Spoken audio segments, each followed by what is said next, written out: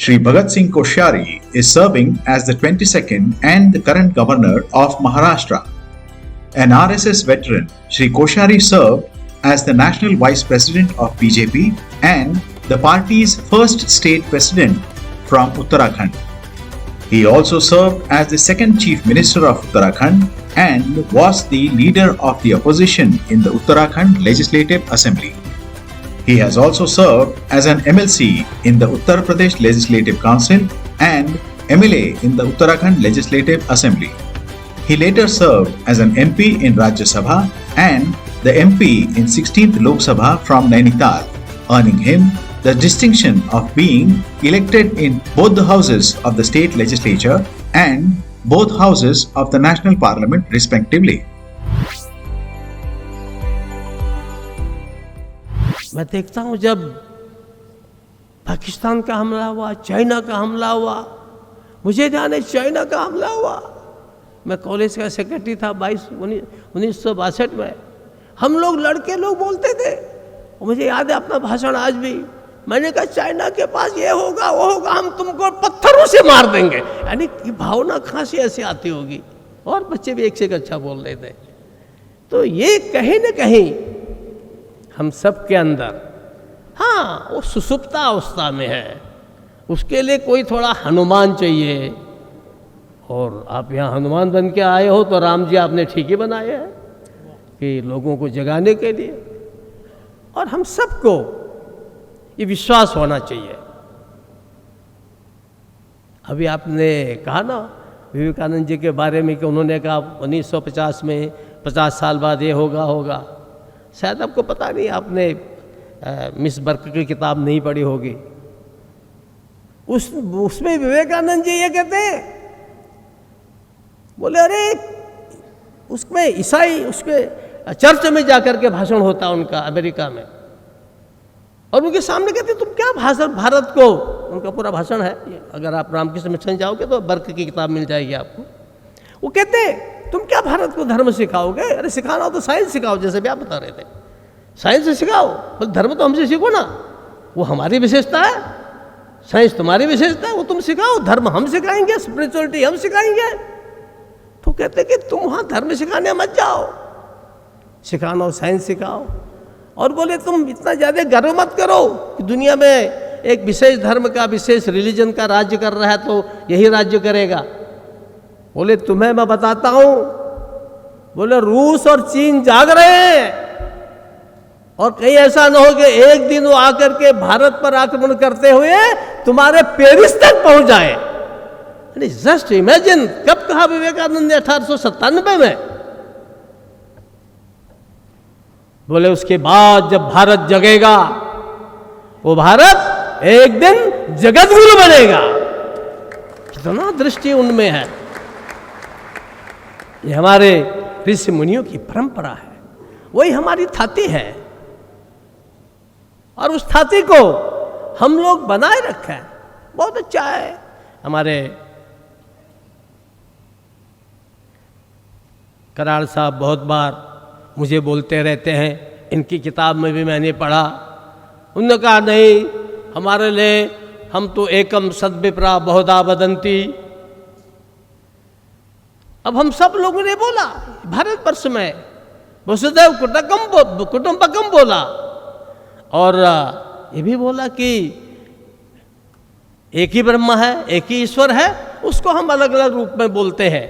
ये भी हमारे वेद ने बोला, हमारे ऋषि मुनियों ने बोला है। यही काम ज्ञानेश्वर जी ने भी बोला, तुकाराम जी ने भी बोला है, सभी लोग बोलते हैं। कभी कभी क्या होता है, जब हम नहीं बोलेगा एक तरफा हो जाते हैं, एक तरफा हो जाती है तो गड़बड़ क्या होती है। अब एकम सद्विप्रा बहुधा वदंती करके उदार तो बहुत हो जाते हैं, उदार चरिता नाम वसुधैव कुटुंबकम, लेकिन ये भी भूल जाते हैं कि हमारे शास्त्र ने यह भी कहा है कि जो बुद्धि बलवान नहीं है, नायम आत्मा बलहीन न लभ्या, हम आत्मा प्राप्ति के लिए काम करते हैं, साधना करते हैं, तो वेद कहता है, श्रुति कहती है कराड़ साहब, नायम आत्मा बलहीने न लभ्या, इसलिए सबको एकात्म देखो पर पहले खुद तो बलवान बनो। अब अगर कमजोर ये बोले कि नहीं नहीं हम तो विश्व बंधुत्व चाहते हैं, वैकुंठ चाहते हैं, दोनों चीजें साथ साथ चलनी चाहिए।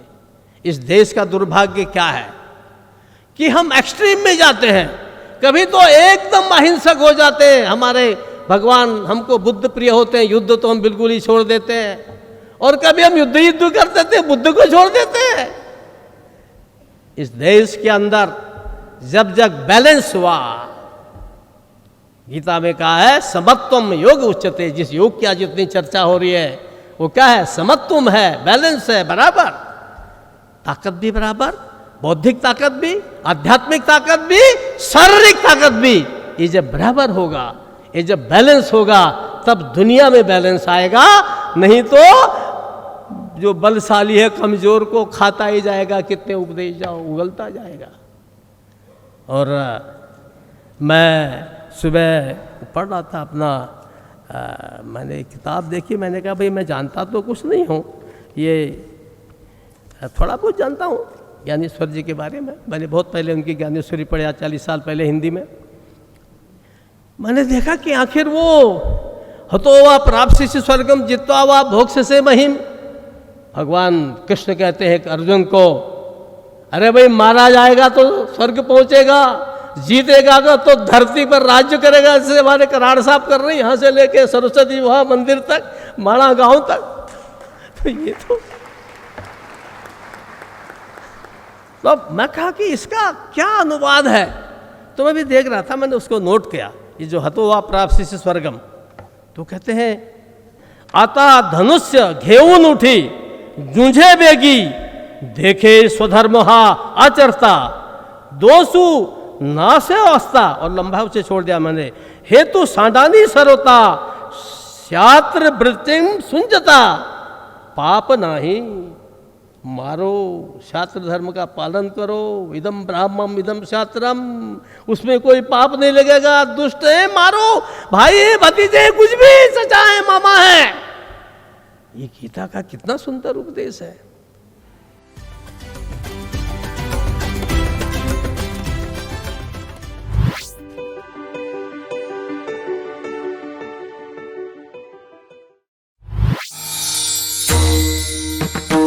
समस्त बंधू भगिनी आणि वारकरी भाविक भक्तांनो, तत्वज्ञ संत श्री ज्ञानेश्वर श्री तुकाराम महाराज यांच्या नावाने आणि विश्वधर्मी प्राध्यापक डॉक्टर विश्वनाथ दास कराड यांच्या अथक प्रयत्नाने साकार झालेल्या या विश्वशांतीच्या घुमटातून भागवत वारकरी परंपरेचा हा ज्ञान विज्ञानाधिष्ठित अध्यात्मशास्त्राचा दिव्य संदेश संपूर्ण मानव जातीला सुख, समाधान आणि शांतीकडे घेऊन जाईल याचा आम्हाला विश्वास वाटतो।